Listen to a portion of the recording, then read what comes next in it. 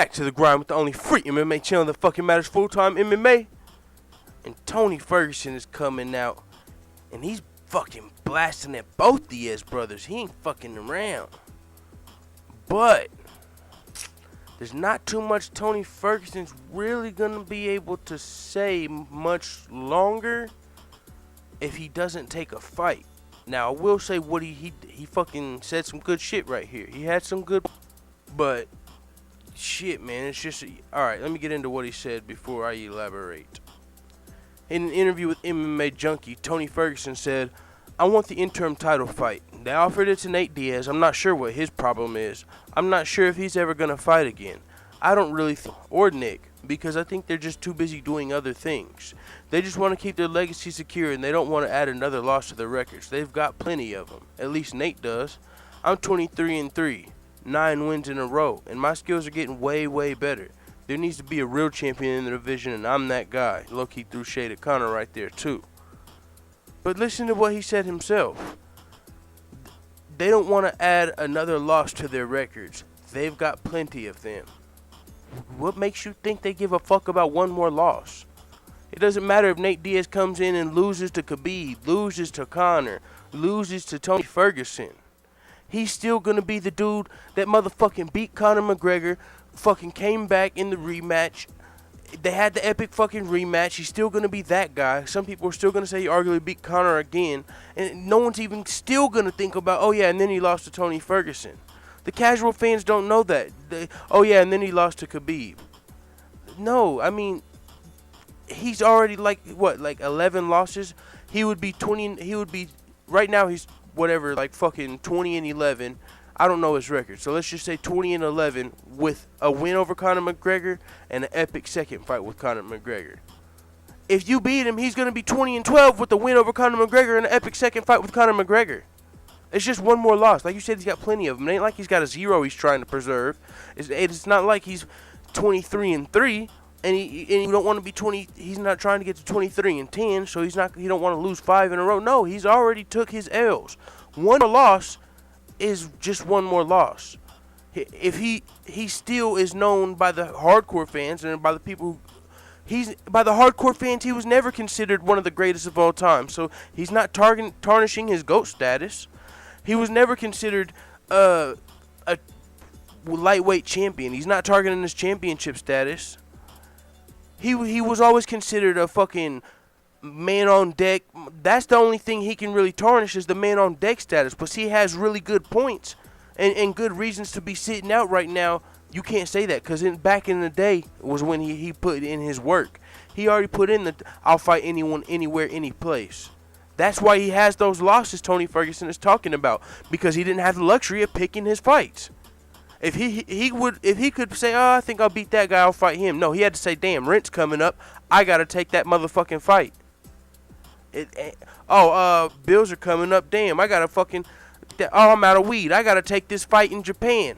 You see what I'm saying? So that's why he has those losses. Because he has a man on deck. So that's not going to go nowhere. Because he don't fight Tony Ferguson this one time? There's so many good reasons for him to not fight right now that's not got to do with him taking another loss. As in, if he loses to Tony Ferguson, he loses to Conor. Right now, he's in the running for Conor McGregor fight. For the Conor McGregor fight. If he loses to Tony Ferguson, no, he doesn't lose legacy because he takes another loss. He loses the motherfucking lottery ticket. Right now, he's holding on to one of the winning lottery tickets. Him and Khabib got winning lottery tickets. And Tony wants to beat one of them to get that winning lottery ticket. And he's mad because they're not risking it. They're not risking that lottery ticket for the biscuit. And at this much money, it ain't like they're just risking a spot in the top 5. No, they're risking multi-million dollars. These guys are risking more money than a lot of fighters have made in their entire career. If Nate Diaz makes $5 million, he'll probably make $10 million off the trilogy fight. Before the Conor fights, he probably hadn't made $5 million in his career. So off one fight, he's gonna be doubling up. But if he loses to Tony Ferguson for $100,000, he loses $10 million risking it for $100,000. Yeah, sorry, it's just not worth it. Now, people will turn on you if you use that excuse and say, sorry, I'm not risking my lottery ticket and fighting anyone just because y'all want to see me fight. People will say, man, fuck the money, it ain't about the money, you gotta fight. So that, in my opinion, that's where this race, he does race and he does triathlons and stuff, but race season has been going pretty fucking long. He wasn't really clear on when it ends or when he was planning on fighting. He said not this year, so he's got an excuse to sit out for this year. He already said he was doing it. But as far as tarnishing his legacy and being scared to take a L, I don't think that's the case. Nick Diaz scared to take a L, I don't think that's the case. Look, he's already out on four L's. But he fought Anderson Silva, motherfucking Carlos Condit, George St. Pierre, like the goats. This dude's out here fighting goats, and he just got suspended again. So he's not going to be fighting, you say, because they're doing other things. And you also said you don't think they're going to be fighting because they're doing other things. They are doing other things. They're out here getting some money. These motherfuckers are out here winning, making their own weed strains, opening up weed shops most likely, doing interviews with weed shows, motherfucking getting this weed money like Anthony Johnson. Anthony Johnson just retired, and he ain't near as big of a weed star as the Diaz brothers. And he's getting weed money. The Diaz brothers are on top of the motherfucking weed world as far as MMA is concerned. They don't have to fight again. If they're damn near, at this point, it's kind of like a Conor McGregor situation. They don't have to fight again. If they do it, it'll be because they love it. But they done loved the sport for too long. They done took bumps and bruises. They didn't get whenever they loved the sport kind of kicked their asses. So now that the sport's loving them back, they're kind of out of love with the fucking sport, and they're doing their own thing. That ain't their motherfucking fault, honestly.